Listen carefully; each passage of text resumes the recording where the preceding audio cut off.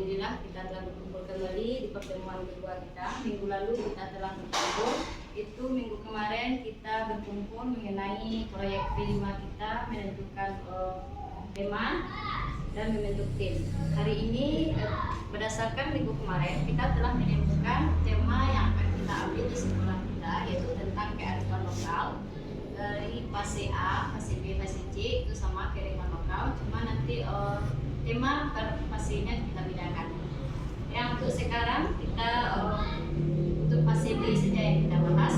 Dalam fase B ini nanti kita akan mengadakan proyek P5 kita kearifan lokal. Judulnya yaitu belajar berkebun cabai. Dalam belajar berkebun cabai ini nanti ada langkah-langkahnya yang kita sampaikan kepada anak. Fase B untuk kelas 4 tahun ajaran 2023. Tema kita tentang kearifan lokal. Topik temanya kearifan lokal, topiknya belajar berkebun cabai. Itu proyek profil semuanya di dalam topik kita dalam belajar berkebun cabai. Ini ada elemennya.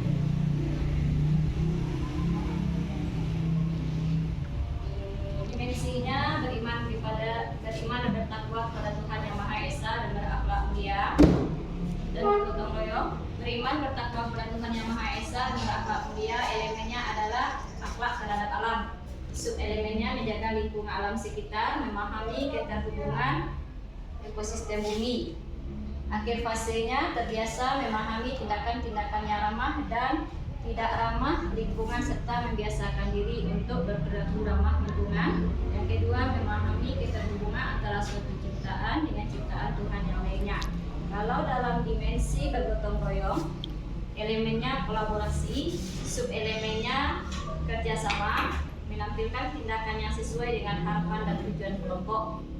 Subelemen yang kedua, komunikasi untuk mencapai tujuan bersama. Akhir fase, memahami informasi yang disampaikan, dapat pikiran, perasaan, dan perhatian orang lain yang menyampaikan informasi secara akurat. Tema kearifan lokal ini untuk fase B, yang pertama kita lihat dulu alurnya. Alurnya ada yang pertama pengenalan. Pengenalan itu ada aktivitas pengenalan, berarti nanti selama aktivitas pengenalan itu kita akan melakukan alokasi waktunya selama 3 jam. 3 jam pertemuan. Dalam aktivitas pertama yaitu pengenalan proyek, kita kenalkan kepada peserta didik kita. Siswa menghadiri pertemuan. Baik Ibu-ibu semuanya, apakah ada yang mau kita diskusikan atau ada yang mau ditanyakan? Dipersilakan. Ya, Bu Wid, silakan. Terima kasih sebelumnya Bu Nora. Ibu, kan kita mau mengadakan proyek P5 dengan menanam cabai. Ya. Kemudian bagaimana tanah untuk wilayahnya? Apakah anak-anak yang bawa dari rumah? Kemudian bibitnya dari mana?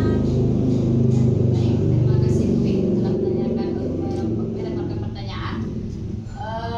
Baik Bu-ibu semuanya, bagaimana menurut kita bersamanya yang bagusnya? Bagaimana kita menyediakan tanah karena ruangan sekolah kita, lingkungan sekolah kita kecil, rasanya tidak bisa kita menanam langsung. Berarti kita harus menyediakan beberapa media untuk menanamnya nantinya. Bagaimana bagusnya, Bu?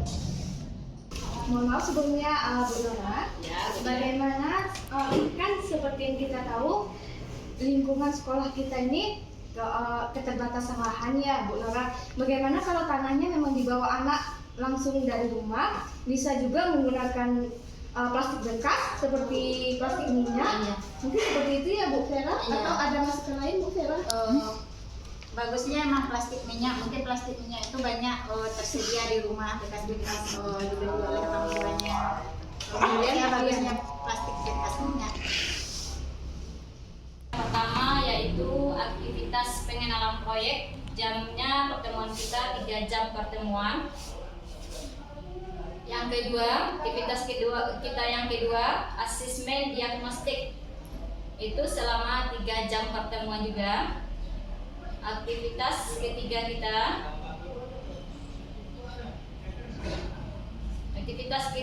pengenalan lingkungan kepada peserta didik.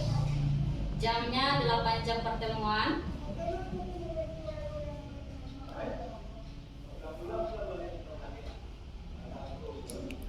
Yang ketiga, pengenalan lingkungan kepada peserta didik. Nih. Pengenalan yang kedua, aksi yang keempat, asesmen formatif. Jamnya 5 jam pertemuan. Aktivitas yang kelima, pengenalan bagian tanaman dan fungsinya kepada peserta didik selama 8 jam pertemuan. Nanti kan kita bahas di sini materinya, bagaimana bagian-bagian tanaman dan fungsinya kepada peserta didik kita.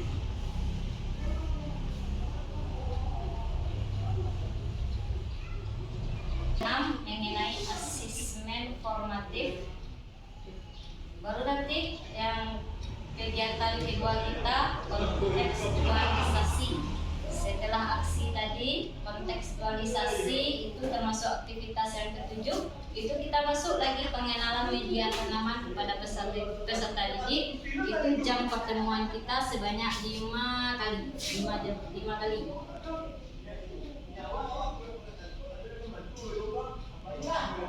Aktivitas yang ke-8 kita, pengenalan cara menanam cabai. Aktivitas yang ke-9, praktek menanam cabai.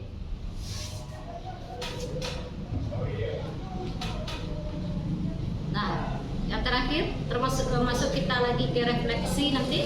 Refleksi ini aktivitas kita yang ke-12 itu evaluasi dan refleksi. Itu jamnya sebanyak 3 jam pertemuan. Yang aktivitas kita yang ke-13 asesmen sumatif. Asesmen sumatif. Ini adalah lembar kerja yang akan dikerjakan oleh peserta didik kita nanti. Yang terakhir baru tidak lanjut. Tidak lanjut itu aktivitas kita yang ke-14, itu penyusunan portofolio. Yang ke-15, aktivitas ke-15 perayaan hasil belajar. Ini aktivitas nanti refleksi kepada peserta didik kita. Ini lembar kerjanya.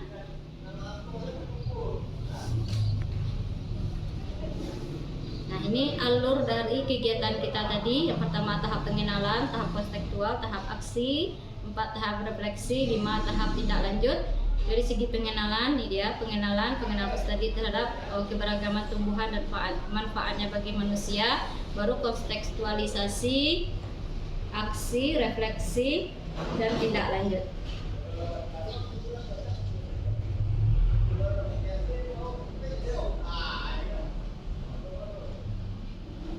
Ini rubrik penilaian. Sebagaimana rubrik penilaiannya adanya sub-elemen. Sub-elemennya itu ada beberapa bagiannya. Kategorinya ada mulai berkembang, sedang berkembang, berkembang sesuai harapan, dan sangat berkembang.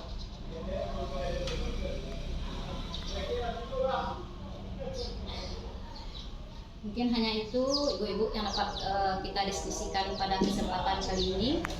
Kalau rasanya ada yang mau dipertanyakan, boleh dipertanyakan. Kalau tidak, saya akhiri dengan Assalamualaikum warahmatullahi wabarakatuh.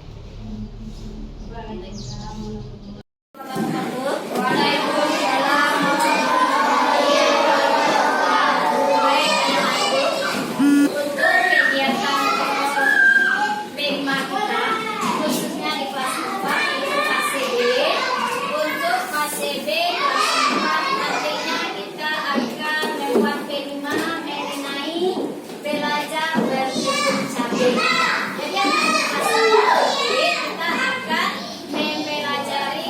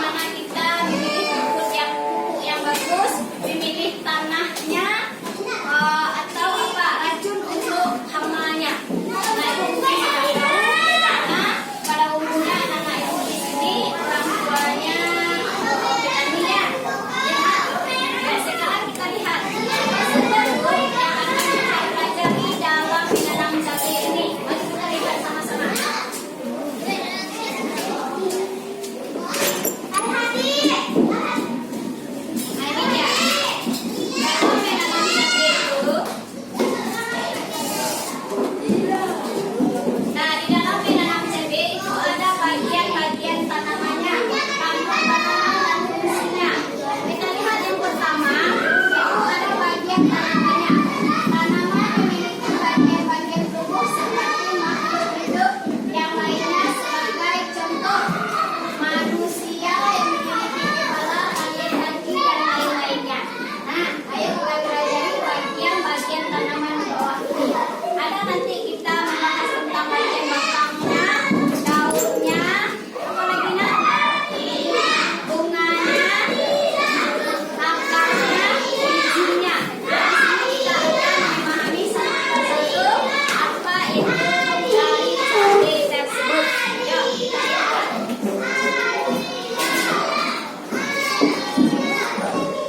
Ini dia, bagian akar. Bagian akar ini apa fungsi bagian akar? Silakan Faiz baca apa bagian fungsi dari akarnya.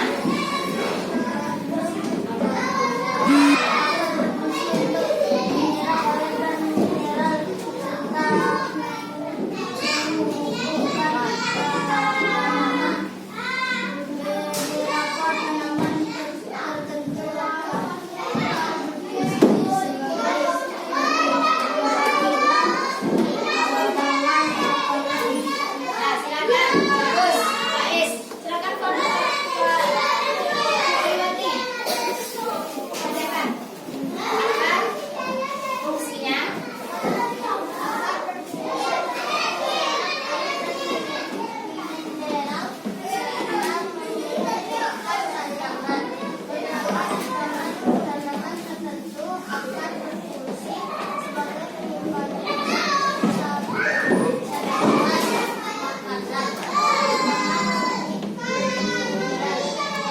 Ada juga yang berfungsi membantu penyerapan oksigen udara tanaman bakau.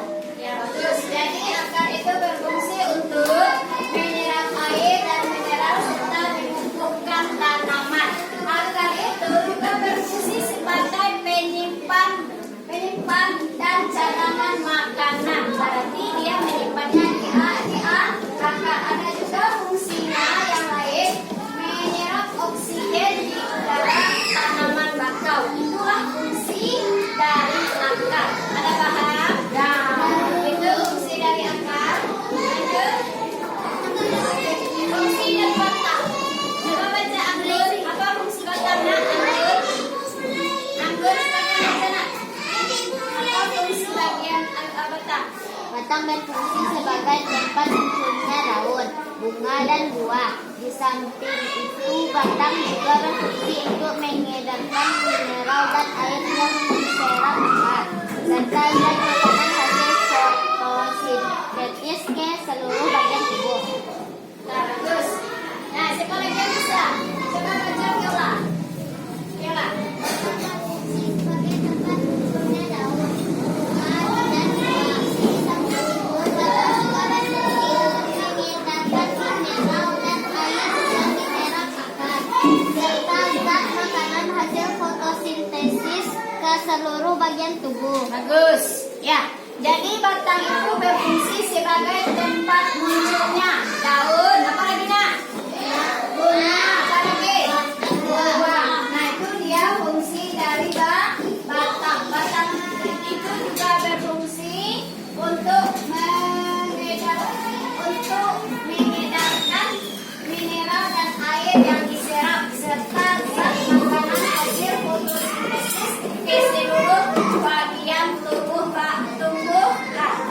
tumbuhnya. Lanjut. Kita lihat bagian daun. Silakan baca daun virus. Baca nak.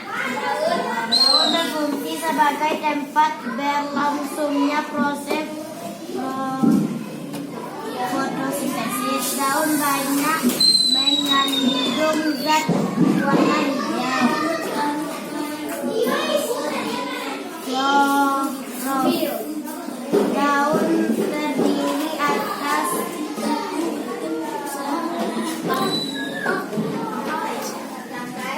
tangkai, daun, dan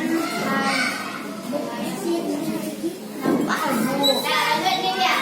Bagian-bagian tanaman daun. Daun berfungsi sebagai tempat berlangsungnya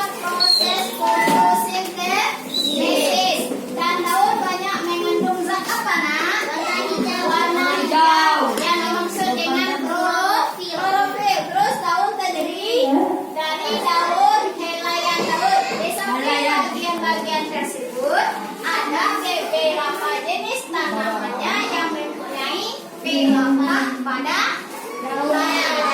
Ya, ini contoh daun. Nanti di apa? Contoh daun cabai.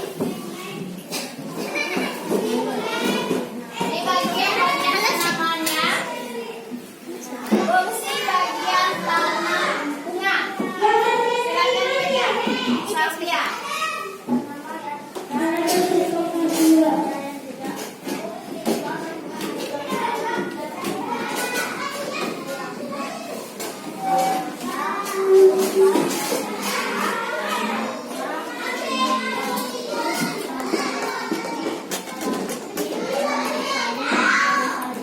Ya, bagus. Terima kasih.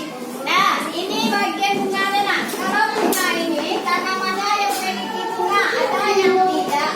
Bunganya berfungsi sebagai alat perkembangan. Apa saja yang dikembangkan? Yang pertama adanya manggo, yang kedua apa?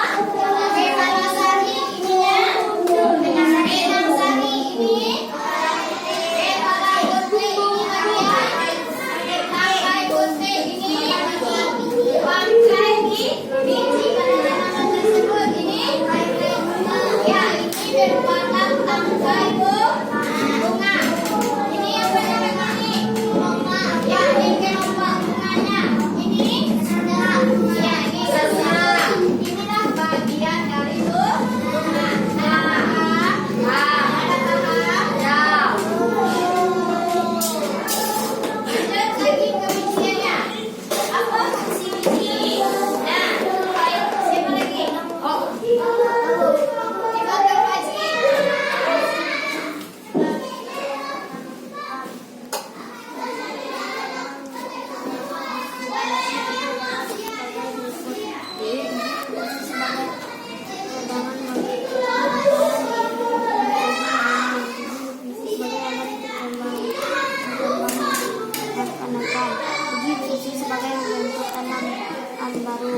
Ya, ini dia fungsi bijian. Nah, ada yang biji. Biji itu fungsi bagi tanaman memiliki beberapa fungsi. Ini fungsi biji. Apa fungsi biji yang pertama?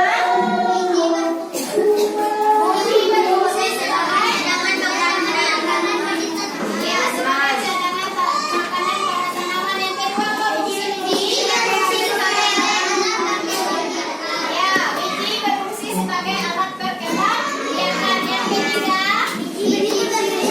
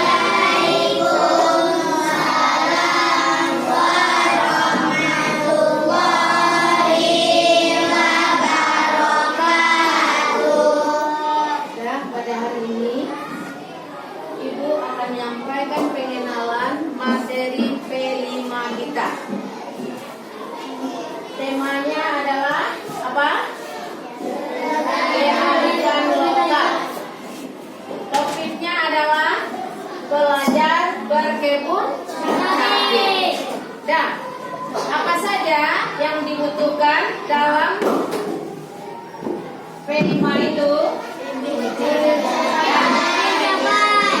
yang pertama bibit cabai, yang kedua media tanam, yang ketiga polybag, yang keempat semprotan, yang kelima sarung tangan, terus skop kecil, dan terakhir pupuk. Itulah bahan-bahan yang digunakan dalam belajar menanam cabai. Dan untuk selanjutnya, anak ibu semuanya tolong saksikan video yang akan ditayangkan. Silakan perhatikan dengan baik.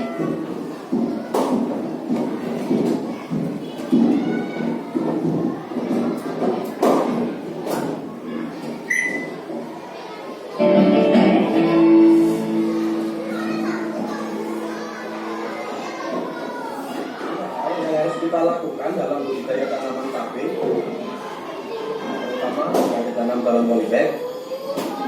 Namun sebagian daripada 5 yang akan saya bahas nanti ini juga bisa diterapkan untuk tanaman cabai yang ditanam di dalam pekarangan atau sama dengan cara perawatan tanaman cabai yang ada di pekarangan. Apa saja itu? Yang pertama adalah tentang media tanam. Media tanam ini biasanya teman-teman menggunakan tanah yang dicampur dengan menggunakan pupuk kandang atau bisa juga menggunakan kompos. Sedangkan tipsnya adalah jangan terlalu banyak pupuk kandangnya atau lebih banyak pupuk kandangnya daripada tanahnya. Intinya tidak boleh lebih banyak pupuknya daripada tanahnya. Kenapa? Karena tanaman atau tumbuh-tumbuhan itu adalah tumbuh di dalam media tanah, bukan di dalam pupuk. Sedangkan kompos atau pupuk kandang itu kan sebagai pupuk untuk pemberian nutrisi terhadap tanaman. Jadi kalau kita dalam mengisi polybagnya ini lebih banyak pupuk kandangnya atau bahkan komposnya daripada tanahnya, ini akan membuat tanaman cabai tidak bisa bertahan lama di dalam polybag ini. Yang pertama. Kemudian yang kedua, ini adalah tentang pengisian polybag. Dalam pengisian polybag, usahakan jangan terlalu padat dan sebaliknya terlalu kropos atau terlalu menggelondong. Kalau terlalu padat, maka akar tanaman ini akan kesulitan untuk merambat dan menyerap nutrisi yang kita berikan. Kalau terlalu lembek atau terlalu menggelondong, maka tanaman tidak akan kokoh sehingga mudah goyang dan pertumbuhannya menjadi terganggu. Oke, itu yang kedua. Kemudian yang ketiga, ini adalah pengendalian hama. Ini sama, baik itu tanaman cabai yang ada di pekarangan maupun ditanam di dalam polybag. Intinya sebelum tanaman terserang oleh hama, itu harus kita lakukan pencegahan. Kemudian yang keempat, ini hanya khusus yang di polybag. Kalau tanaman yang ada di dalam pekarangan itu beda lagi, namun juga hampir sama. Jika ditanam di dalam polybag, maka kita harus menambahkan lubang yang ada di badan polybag seperti ini. Sebenarnya polybagnya sudah disediakan lubang untuk pembuangan air agar tidak terlalu lembab. Namun ketika musim hujan ini akan kurang karena terlalu banyak air yang masuk ke dalam polybag, sehingga lubang yang disediakan ini tidak mampu untuk menguras air yang ada di dalam polybag, sehingga tanahnya akan menjadi lembab dan kelembapan tanah ini akan memicu cendawan patogen yang akan mengganggu pertumbuhan tanaman, seperti halnya layu fusarium, penyakit antraknosa, dan lain sebagainya.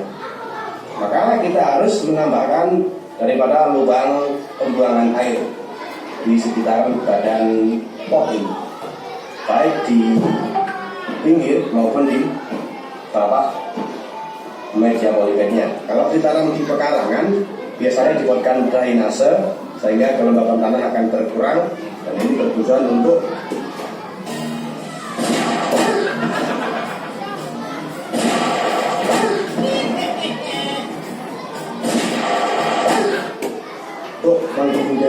hindauan patogen yang menyebabkan hama penyakit pada tanaman cabai kita. Itu yang keempat. Sekarang di akhir fase vegetatif ini banyak sekali cabang yang pertumbuhan.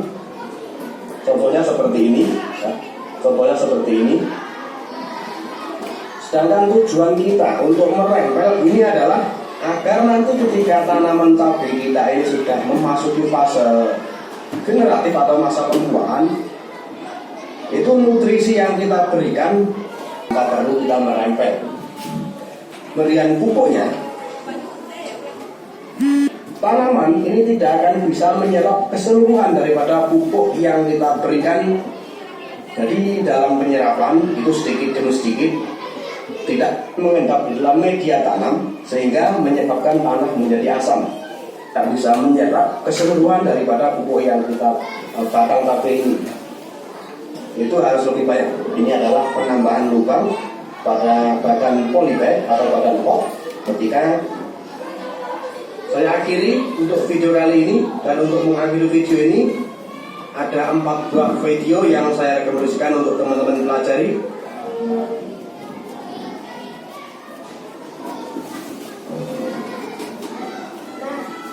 Nah, ibu semuanya sudah menyaksikan video cara menanam cabai. Itulah pengenalan tentang cara menanam cabai. Ya, untuk hari ini kita cukupkan sampai di situ. Kegiatan kelimanya sudah dengan bacakan. Assalamualaikum warahmatullahi wabarakatuh. Wah.